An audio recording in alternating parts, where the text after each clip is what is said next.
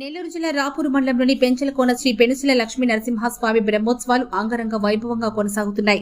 ఉత్సవాల్లో భాగంగా శనివారం నాడు సరస్వతి అలంకారంలో తిరుమాడ వీధుల్లో ఊరేగుతూ కనువిందు చేశాడు. నారసింహుడు హంసరూపుడైన స్వామి స్వయంగా భక్త కోటికి అజ్ఞానం తొలగించి జ్ఞాన ప్రకాశం వెలిగిస్తారని భక్తుల విశ్వాసం. అంతకుముందు ఉదయాన్నే ప్రత్యేకంగా తెచ్చిన పూలతో స్వామివారిని సర్వాంగ సుందరంగా అలంకరించారు. అలాగే హంస నీళ్లను స్వీకరించకుండా పాలను మాత్రమే ఎలా స్వీకరిస్తుందో ప్రజలు కూడా చెడును వదిలేసి మంచిని స్వీకరించాలనే దానికి ప్రతీక ఈ హంస వాహనమని ఇక్కడికి అర్చకులు తెలిపారు. ఈ కార్యక్రమంలో దేవస్థానం deputy commissioner Poreddy Srinivasareddy, festival committee chairman Tirupal Reddy భక్తులు పాల్గొన్నారు.